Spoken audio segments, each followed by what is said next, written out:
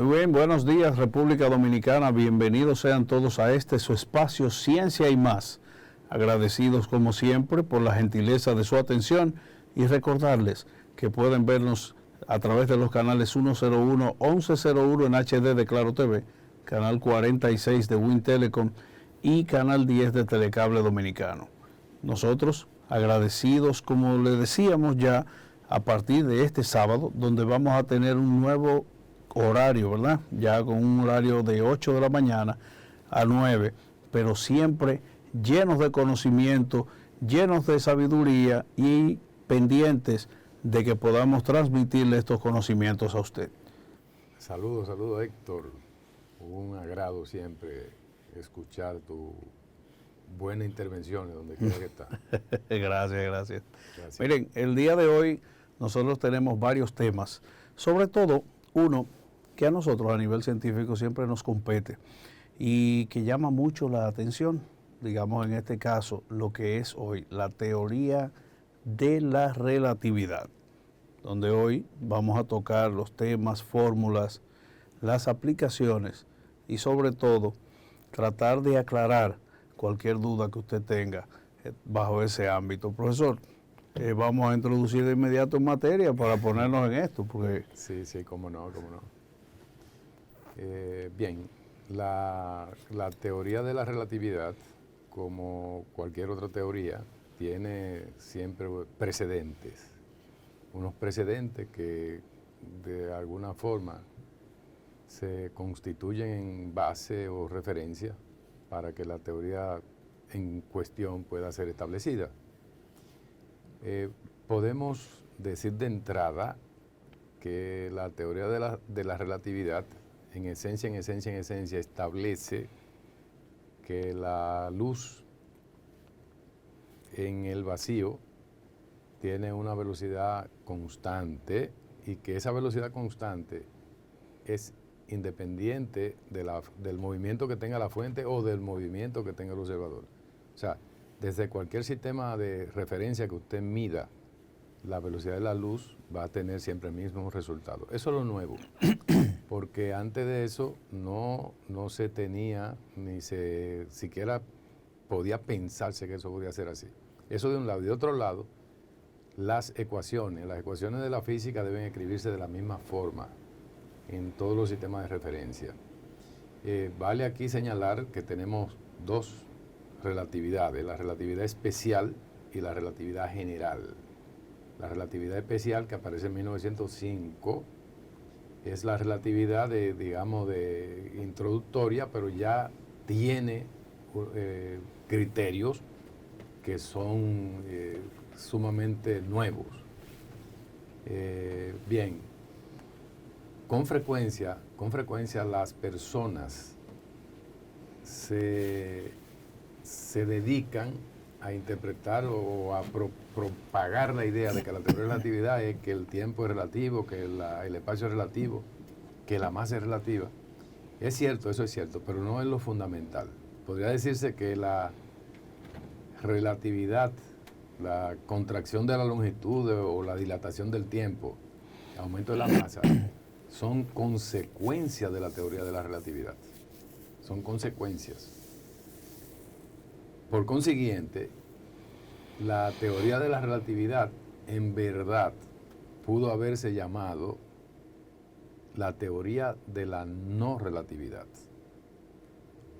porque lo que hay de relativo son las consecuencias. Entonces, perfectamente pudo haberse llamado teoría de la no relatividad. Bien, vamos a ir los criterios de base que hay que conocer para entender mejor, en este caso, la teoría especial de relatividad. Son las transformaciones. Primero, la transformación de Galileo. Más adelante, otro tipo de transformación, que también tocaremos aquí, son las más importantes, que son las transformaciones de Lorentz. Bien, pero en la transformación de Galileo, ¿qué podemos interpretar? En la transformación de Galileo, podríamos entender que un sistema de referencia se mueve con velocidad constante respecto a otro. Ese sistema de referencia podemos denotarlo con la letra S. Y el sistema de referencia en movimiento con la letra S', por ejemplo. Entonces, digamos, nosotros estamos en reposo en un sistema de referencia S. Y hay otro sistema de referencia. Aquí tenemos en pantalla la transformación de ¿cómo se llama? De Lorentz. Bueno, pero si en la transformación de Lorentz está incluida la transformación de Galileo. Si usted mira los numeradores de esta transformación, en los numeradores está expresa la transformación de Galileo.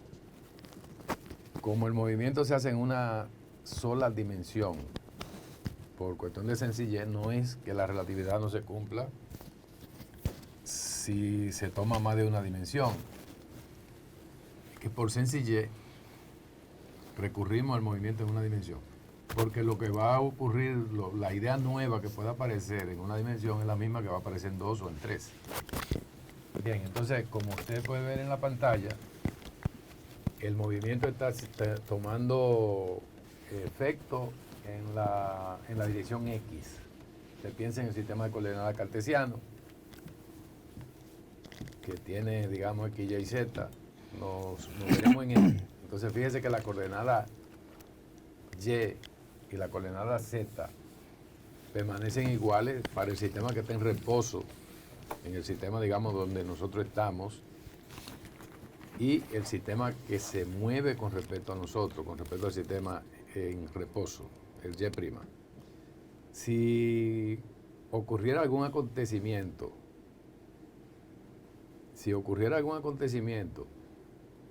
ese acontecimiento ha de ser tratado por los dos sistemas, el sistema en reposo y el sistema en movimiento. Entonces, nos están diciendo, como se ve en la pantalla, que la coordenada Y y la coordenada Z, tanto para el sistema que se mueve como para el sistema en reposo, esas coordenadas son iguales. Por consiguiente, los cambios que vamos a tener van a ser en el eje X, como se ve ahí en las transformaciones de Galileo, que es lo que tenemos en pantalla. Es la primera transformación que digamos, organizada, que se presenta, que se tiene. Por consiguiente, la más sencilla. La mecánica de Newton se ajusta con esta transformación, la transformación de Galileo. No ajusta bien con la transformación de Lorentz. Bueno, entonces aquí, como usted puede ver, ¿dónde se encuentra un objeto medido del sistema de coordenadas que se mueve? Bueno, se encuentra donde dice que está ese objeto en el sistema que está en reposo, menos la velocidad por el tiempo, que tiene el objeto. Bien, entonces, reitero que la mecánica de Newton se ajusta muy bien a las transformaciones de Galileo. Lorentz establece unas transformaciones que son fundamentales para la teoría de la relatividad. Lorentz de un lado y Poincaré, científico francés, de otro lado, trabajando en términos de una mecánica que se construya donde la velocidad de la luz juegue un papel muy importante. Por eso llegó a plantearse que la teoría de la relatividad especial pudo haberse considerado como autoría principal de Lorentz, o pudo haber sido considerada como autoría principal de Poincaré. Al final de la jornada, después que se analiza y se discuten todos estos temas, se llega a la conclusión de que no, que la teoría de relatividad debe ser de Einstein, la especial, porque la general nunca ha estado en duda. Einstein es la general y eso no hay que siquiera tratarlo. Bien, ¿qué ocurrió? ¿Por qué al final de la jornada la teoría de la relatividad especial no se asigna a Lorentz? Porque si bien es cierto que Lorentz introduce el factor que garantiza la transformación para el tiempo, para el espacio, para la materia, para la masa. Si bien eso es cierto, no menos cierto es que Lorentz no interpretó adecuadamente el factor que él introdujo. Entonces, es Einstein quien le da una interpretación adecuada a ese factor. Es decir, que Einstein interpreta el factor de Lorentz mejor que el propio Lorentz. Y Einstein es que concluye entonces con lo que va a ser el papel que ha de jugar la velocidad de la luz en los procesos de movimiento de los cuerpos. De ahí la no ya discusión de que Einstein es el autor de la teoría especial de la relatividad. Y reitero que la general jamás ha estado en duda.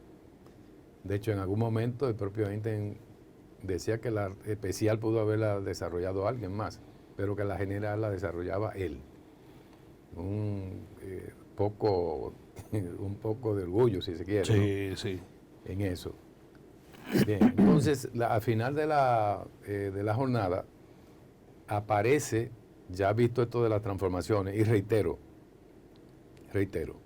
la teoría de la relatividad perfectamente puede ser llamada la teoría de la no relatividad, porque al final de la jornada las cuestiones que constituyen los dos postulados de la teoría, como son la velocidad de la luz, la misma para todos los sistemas de coordenadas, de referencia, de un lado, y la persistencia de la forma de las ecuaciones de la física. Eso en esencia es la teoría de relatividad. Lo otro del tiempo y espacio son consecuencias de la teoría. Por consiguiente, esto de teoría de la relatividad se debe a esa consecuencia. Y esas consecuencias son más asequibles para las personas, ¿no? Ya cuando empezamos a analizar los postulados, entonces ya se requiere un tanto más de formación en el área. El pueblo sí entiende sobre el tiempo, porque tiene una idea intuitiva, trabaja con él, tiene idea del espacio, tiene idea de la materia. Entonces que le digan que eso cambia, el pueblo lo asimila más fácilmente, más cómodamente. Siempre aparece aquella paradoja de los gemelos. Esa paradoja Aquí tenemos el experimento en pantalla, el experimento de Michelson y Morley. Entonces, este experimento consiste de un interferómetro. O sea, hay un juego de espejo y se va a lanzar un rayo de luz. El rayo de luz va a hacer un recorrido en una dirección y hará un recorrido en una dirección, digamos, perpendicular a esa. Trató de orientarse el aparato a lo largo de la dirección de traslación de la Tierra alrededor del Sol. Por consiguiente, si se alinea el rayo de luz que se va a lanzar en la dirección del movimiento de la Tierra, el rayo de luz irá a un espejo, digamos, chocará en el espejo y regresará. Un viaje de ida y vuelta, y la luz y la Tierra se mueve en un solo sentido. Es decir, el rayo va a hacer un recorrido a favor de la velocidad de la Tierra y otro recorrido en contra de la velocidad de la Tierra. Bueno, se mide el tiempo que se necesitó para que eso ocurriera. Y de otro lado, con el mismo aparato, se lanza un rayo transversal a la dirección del movimiento de la Tierra para que vaya a un espejo y regrese al espejo. Entonces debía esperarse una diferencia de tiempo en esos dos recorridos, un recorrido a lo largo y en contra de la velocidad de la Tierra y el otro transversal en ambos sentidos, transversal a esa velocidad. Se formaría un triángulo, como usted conoce, en el recorrido transversal, y el otro sería un recorrido longitudinal, ¿no? Tanto de ida como de vuelta, digamos en una línea recta. Bueno, al final de la jornada no apareció diferencia sea, al final de la jornada no apareció diferencia en esos recorridos. Se hicieron muchos tipos de pruebas, o sea, se giró en ángulos distintos el aparato. Y con un ángulo distinto, el resultado fue el mismo, 0 diferencia en los recorridos. Se usó en épocas distintas del año, 0 diferencia en los recorridos. Entonces ya ahí había algo impactante, porque no se detectaba diferencia. Entonces, ¿qué pasaba? ¿Por qué no ocurría esto? Si se supone que debía existir una diferencia. Al final de la jornada se concluyó que la velocidad de la luz en el vacío mantiene su velocidad constante de 3 por 10 a la 8 metros por segundo, o sea, 300.000 kilómetros por segundo. Mantiene esa velocidad independientemente de cuál observador la mida, desde cuál sistema de referencia se mida. Recuerde que el sistema de referencia es un sistema de coordenada acompañado de un reloj. ¿Por qué de un reloj? Porque debe medir la coordenada temporal. O sea, coordenadas espaciales, las 3 que conocemos, por ejemplo la cartesiana, y un reloj para garantizar la medida del tiempo. Entonces, cuando usted acompaña un sistema de coordenada con un reloj, entonces usted ha constituido un sistema de referencia. De diferencia entre sistema de referencia y sistema de coordenada. Entonces, en teoría de relatividad se habla con frecuencia de sistema de referencia, porque ya se ha introducido el tiempo como una coordenada. Y ese tiempo se multiplica por C para garantizar las unidades de lo que sería un espacio de 4 dimensiones, que por demás no lo introdujo Einstein en su teoría de la relatividad. La expresión matemática de lo que sería para el espacio-tiempo no lo introduce Einstein, sino Minkowski. Minkowski era más de formación matemática. Y Einstein expresó que ya le iba a coger más respeto, iba a tener más respeto por los matemáticos. Luego que Minkowski hace ese gran aporte. Exacto. Entonces tenemos una historia bellísima de la teoría de relatividad. Claro, eso es así. Teniendo en cuenta, claro, profesor, que en el momento que se hace la publicación sobre la teoría de la relatividad, estamos hablando de que eso fue en el año 1905. Así es. Y en el 1905, lo que se decía, en ese caso, era que el modelo a seguir trataba sobre lo que era el asunto de los cuerpos en movimiento. Los cuerpos en movimiento, el tamaño de la masa, pero de todo esto vamos a seguir hablando luego de esta pausa. Bien, amigos, gracias por continuar con nosotros en su espacio Ciencia y Más.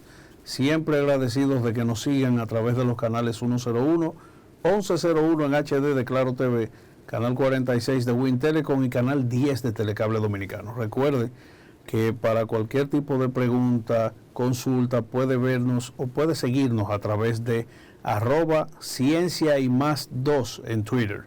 ¿Ok? Entonces, como bien le decíamos, seguimos aquí con el ingeniero Ramón Alburquerque, ilustrándonos sobre todo lo que ha pasado alrededor. Ingeniero, nosotros a raíz de todos estos fenómenos, ya cerrando, ¿verdad?, el tema ruso, como siempre abordado magistralmente por usted, nosotros queríamos abordar lo que es el tema hidrometeorológico, todos estos fenómenos que hemos tenido últimamente, que nos ha traído y sobre todo los efectos, ¿verdad?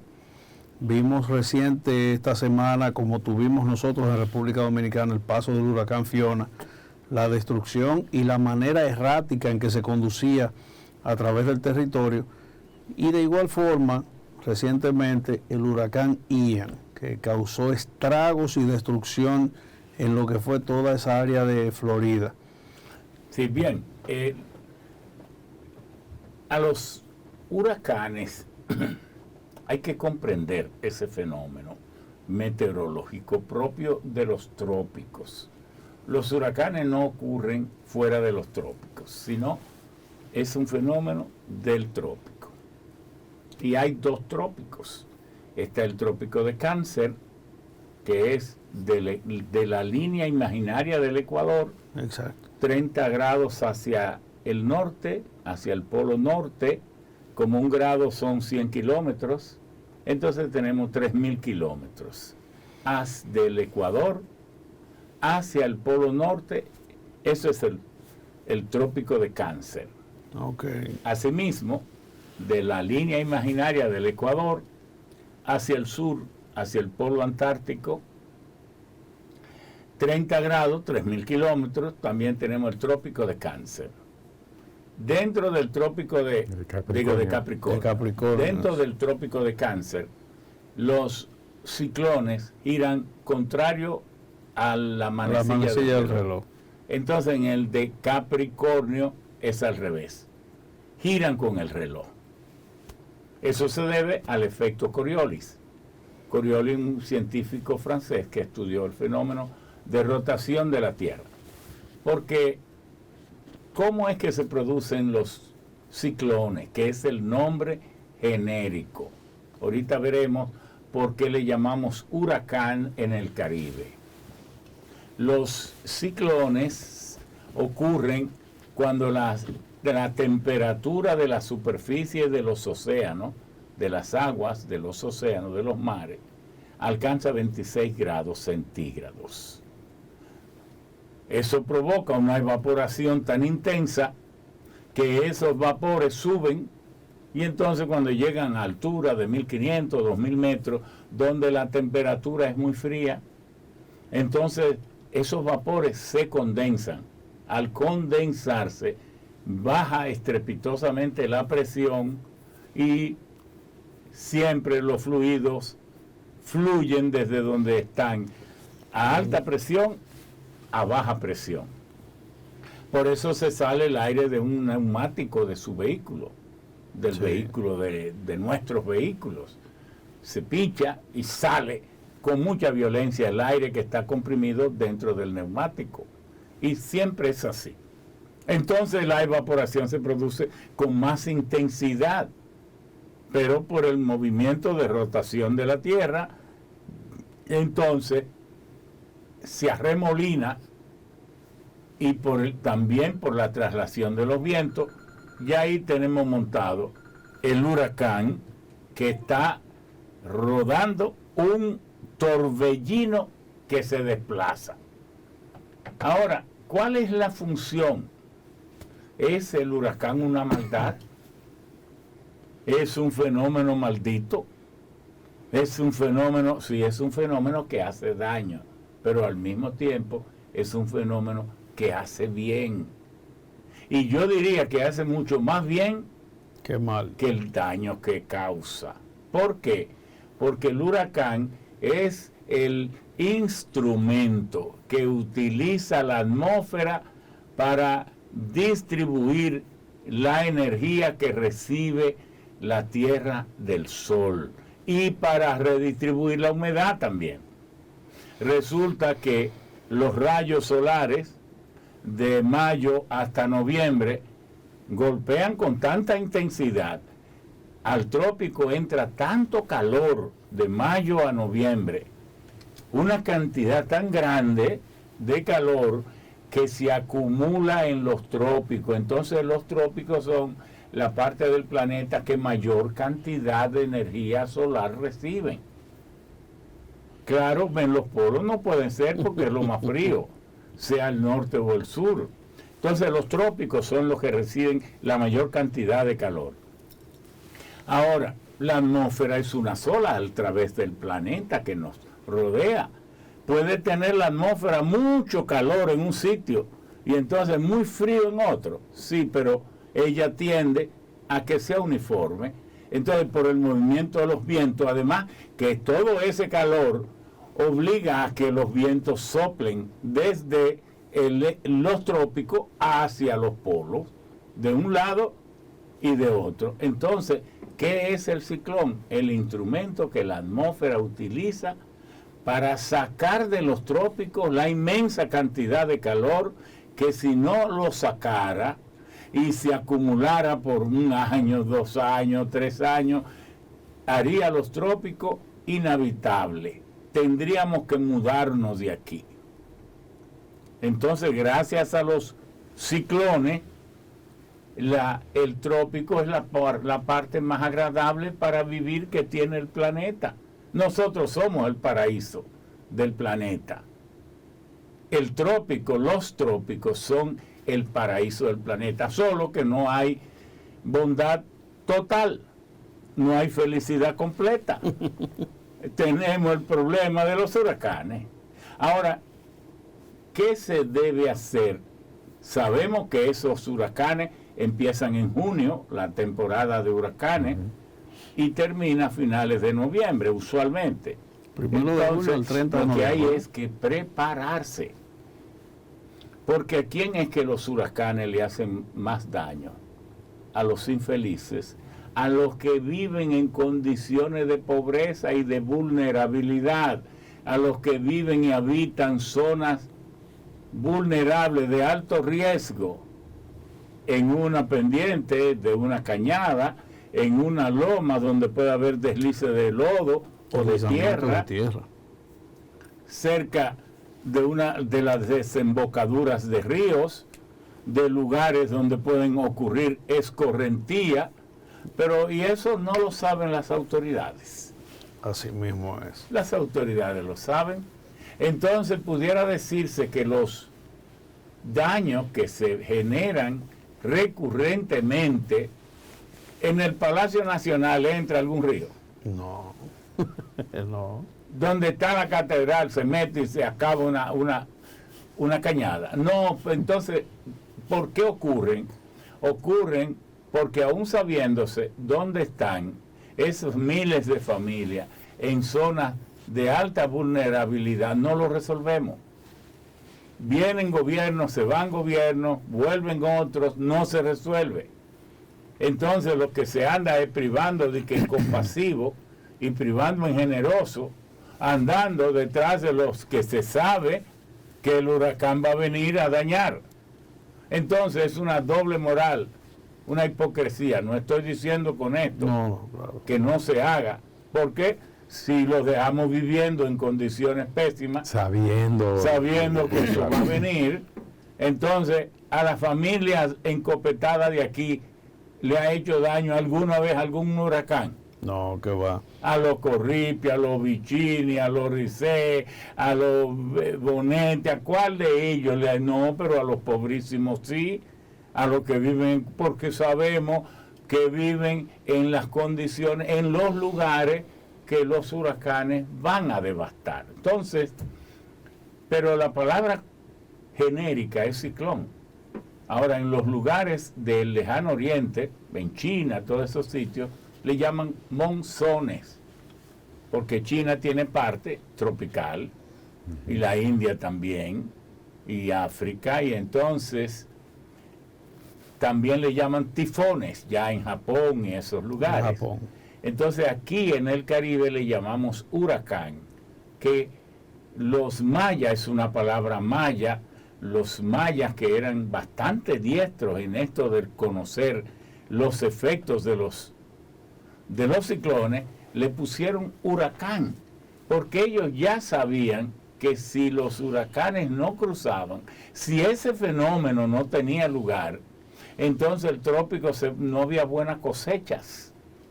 Y como ellos vivían básicamente de la agricultura, sabían que tenían buenas cosechas cuando venían los huracanes y que tenían malas cosechas. Claro, no es que el huracán ayuda a la cosecha, es que al llevarse todo ese calor, los meses que vienen después son más propicios para una buena siembra y una buena cosecha. Y como ocurren cada año, entonces ellos le pusieron huracán, que quiere decir el Dios que me protege. De manera que esto, indiscutiblemente que el daño que ha hecho estos huracanes son variables. ¿Por qué en Estados Unidos hay razón de estar un país que tiene casi 10 millones de kilómetros cuadrados? ¿Por qué hay pueblos por debajo del nivel del mar?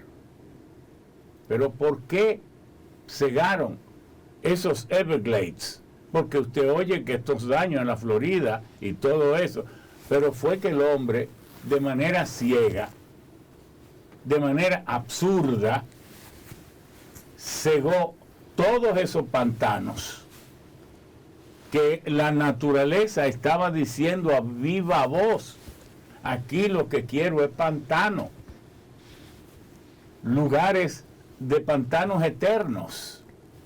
¿Por qué lo secaron?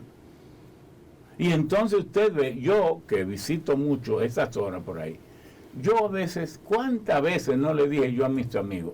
Pero vengan acá, pero ustedes están buscando un problema gratuito. ¿Cuál, Ramón? Digo, pero por favor, esto es parte del mar. Pero en cualquier momento viene el mar y les arrasa. Eso que ellos le llaman the surge, ese levantamiento de las aguas a niveles de 15, 12, 14 y hasta 20 pies de altura. Y entonces viene el agua y le inunda pueblos enteros. Pero es que usted ve que ahí hay ciudades que no están ni a 2 metros sobre el nivel del mar. Eso es, hay más de 29,000 viviendas afectadas. Ya. Pero claro, es como, por ejemplo, insistir, yo los tengo que decir, como lo conozco y como lo sé, porque para algo uno tiene experiencia y aprende determinadas cosas. Eso es como insistir en poblar esa zona de Matanza y Nagua. Pero por Dios, se ha seguido. Pero por Dios, por ahí se ha entrado el mar varias veces y tenemos dinero para hacer una barrera lo suficientemente grande para impedir la entrada del mar. No juguemos con estos fenómenos de la naturaleza. Vayámonos y hagamos. Yo tengo un pedacito de tierra en Juan Adrián, en una zona muy bella, y siempre yo quise tener una casita cerca del río. Pero yo me voy a poner a hacer una casa de que yo entre los pies dentro del río. Oye, el río me lo hicieron a mí, a mi capricho, por favor. Justamente eso es así. A mí nunca me ha causado ningún efecto ni ningún daño. ¿Por qué? Porque a otros amigos sí, les llevaron las casas con todo. A mí nunca. ¿Por qué?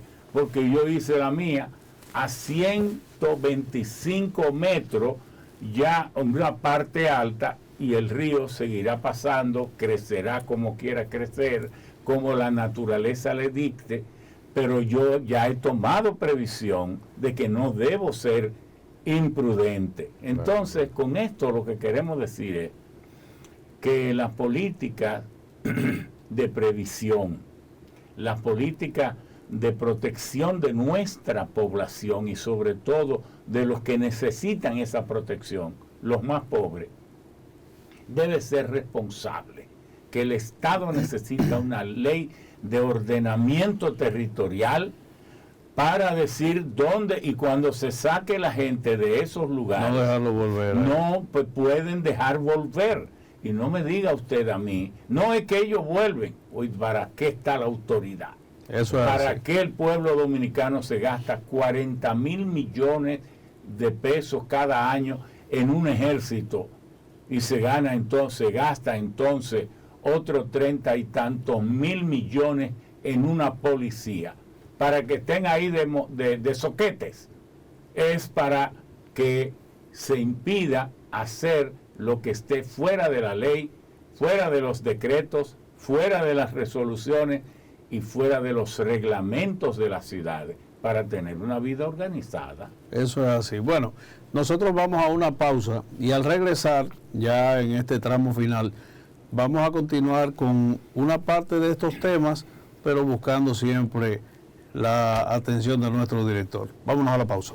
Muy bien, amigos, gracias por continuar con nosotros en este su espacio Ciencia y Más. Como siempre, agradeciendo la gentileza de su atención y recordándoles que pueden seguirnos a través de @ciencia y más 2 en Twitter, de igual forma en los canales 101, 1101 en HD de Claro TV y el canal 46 de Win Telecom, de igual forma en el canal 10 de Telecable Dominicano.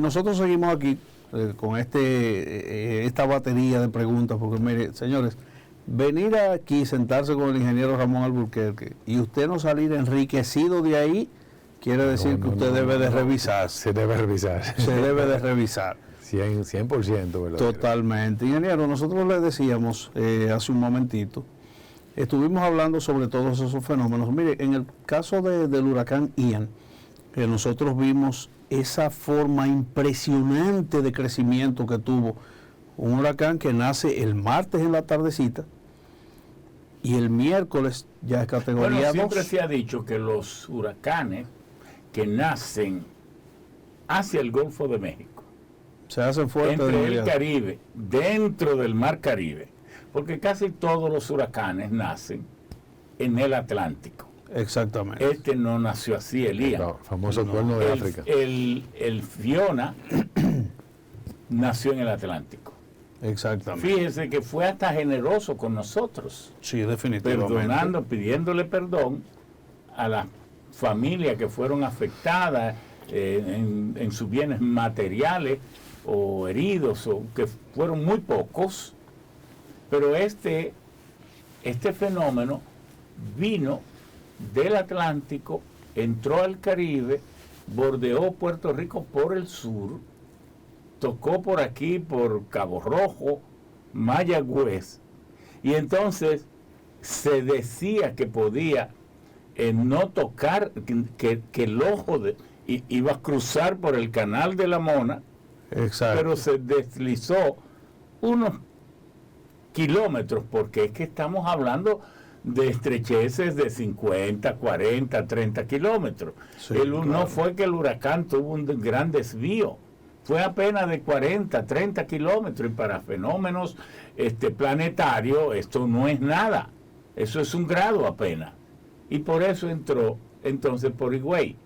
Sin embargo, tuvimos la suerte de que incluso la propia asociación de hoteleros y todos dijeron, no sufrimos ningún daño. Porque pero ventanas y eso. Sí recibieron inundaciones, las lluvias excesivas, etcétera, y los vientos dañaron algunas propiedades. Pero ese fue un huracán extremadamente generoso, digamos así. Digámoslo así. Pero este fenómeno que nació dentro del Caribe, hacia el Golfo de México, que subió, pasó como depresión frente a nosotros, a cierta distancia, luego se convirtió de onda tropical, se convirtió de depresión, se convirtió en onda tropical, luego en tormenta, y ya cuando pasó por Cuba, estaba en categoría 4. Exactamente. Cuba, la gente aquí va perdiendo como el sentimiento y el espíritu de solidaridad. El país más solidario del mundo es Cuba. Eso es pero así. Por mucho, porque ponga a un lado la parte ideológica, ponga al lado la parte humana. ¿Qué hizo Cuba en África, por ejemplo? Fueron miles y miles de soldados cubanos que dieron sus vidas, como una vez estaban los norteamericanos echándole en cara a Cuba, diciéndole que habían ido a colonizar África. Y entonces Mandela dijo, lo único es que los cubanos vinieron y nos ayudaron aquí en África del Sur, en Sudáfrica, ayudaron a Angola, ayudaron a Zimbabue, de todo esto. Pero lo único que se llevaron fueron sus muertos.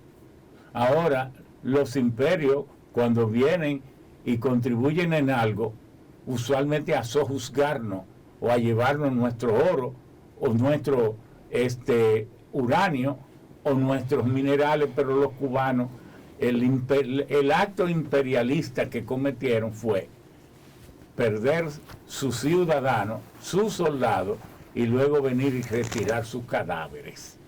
Ese pueblo tan solidario ha sido abandonado. Ellos no están en condiciones. Tuvieron un apagón total, 100% apagón, causado por el Ian, que golpeó de manera brutal a Pinar del Río. Pinar del Río, pero La no Habana. solo se perdió el sistema eléctrico, la cosecha de tabaco entera se perdió, de lo que Cuba produce cerca de $1.000 millones.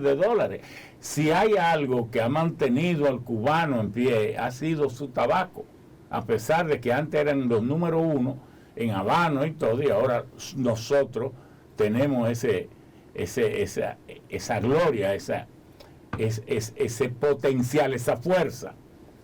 Pero ellos, que todavía siguen teniendo de los mejores tabaco y habano, los pobres lo perdieron todo. Los ranchos de tabaco, todo se perdió. Y ahora las tierras que estaban preparadas perdieron toda la semilla. Es una situación de calamidad extrema la que está pasando Cuba, y la gente solo habla de la Florida. Pero Ian destruyó a Cuba porque pasó durante 8 horas a 8 kilómetros por hora, destrozándolo todo. Y entonces ya sabemos lo que ocurrió en la Florida. Sí, yo de hecho le iba a plantear, nosotros vimos un fenómeno poco usual, o sea, un huracán que en este caso, en el momento que llegó a la Florida, se podría decir que los efectos que se tenían eran prácticamente de un huracán categoría 5. Fíjese que los vientos eran sostenidos de 249 kilómetros por hora. Sí, claro. Y un huracán de categoría 5 realmente es de 251. Sí, era categoría 5. O sea, era prácticamente categoría 5. Y el hecho de que golpeara con una potencia tal a toda esa área y ver cómo se retrajo el océano, porque mucha gente se asustó al ver que decían, va a entrar a las 2 de la tarde y a eso de las 10 de la mañana el mar empieza a retroceder. Mire, hay un fenómeno extraño, ¿verdad? Un fenómeno. Cuando usted va a Miami, usted dice, y va a la Florida, que es el lugar de más lagunas y lagos que usted ha visto en el mundo. Sí. Pero poca gente se ha explicado por qué. Es que usted nunca ha visto una montaña. Nunca la ha visto. Y pocos ríos. Porque es una formación kárstica, calcárea, de coralina. ¿Y qué significa eso? Que para poder hacer las carreteras y las calles, tienen que hacer extracciones de material. Como no hay montaña, la tienen que hacer sacando bajo nivel del mar, bajo la superficie, y la oquedad que queda, el cráter que queda, se llena de agua y ese es un lago. Entonces, los lagos no son naturales. Esos lagos son fabricados. ¿Por qué menciono esto? Porque es que, por ejemplo, cada pueblo tiene una altura promedio. Te dice, bueno, San Juan de la Maguana. Sí, San Juan de la Maguana tiene un clima bastante agradable, a pesar de que tiene una de las radiaciones más intensas que hay en el país. Las radiaciones más intensas se reciben en Azua, Neiva y San Juan. Pero San Juan está a 430 metros sobre el nivel del mar. ¿Y a qué nivel del mar está todas esas zonas de la Florida? Orlando, Tampa,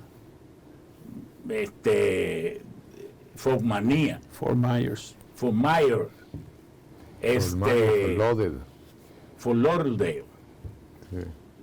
Tallahassee, que es la capital de la Florida, y el área de Tampa, Miami, también estaba... Los Cayos, están algunos lugares, están a 1 metro sobre el nivel del mar. Ahí esos problemas, en la medida que se agudice el cambio climático, ese problema ellos tendrán que replanteárselo con mucha seriedad. Han abusado, buscando alegría, bienestar y espectacularidad. Ahí hay hoteles que el mar, de manera natural, le está llenando sus piscinas. Eso en situaciones normales, no extraordinarias, de enero a mayo, hasta Bello me lo encuentro. Y desde enero, digamos, hasta mayo.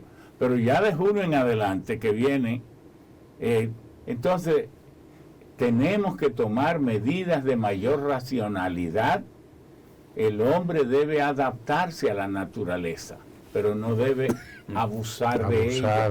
Eso es correcto. Incluso, ¿cuáles eran o son los principios fundamentales que hicieron grande a Frank Lloyd Wright, uno de los más grandes arquitectos, de los maestros de la arquitectura del mundo? Frank Lloyd Wright. Le Corbusier, otro de los grandes maestros, Albert Dutra, de los grandes maestros, Niemeyer, el que construyó a Brasilia, de los grandes maestros. Es que el hombre en sus actividades de construcción no debe imponerse él a la naturaleza, sino aliarse a la naturaleza. Como dicen nuestros campesinos, buscarle el lado, irse con ella. Usted ve que un lugar es demasiado arriesgado, pues por favor no construya ahí. Exactamente. Usted va a poblar para que usted tenga seguridad, su familia, sus negocios. Vaya a ser los lugares más altos. Esa zona que es fondo del mar, un poco elevadito, que es la mayor parte de la Florida. Claro, pero eso no es para que usted vaya e invada con el condado de Dade. Debe tener casi 3.7 millones de habitantes y casi todos viviendo en condiciones que son un desafío a la fuerza de algo que nunca vamos a poder controlar. Porque ¿qué es el planeta? El planeta nuestro tiene 12.756 kilómetros de diámetro, 43.000 kilómetros de circunferencia, 510 millones de superficie, de kilómetros cuadrados de superficie. Pero en la superficie, ¿qué domina la superficie del planeta? Las aguas de los océanos y de los mares, que de los 510 millones de kilómetros cuadrados tienen 361.9 millones de kilómetros cuadrados.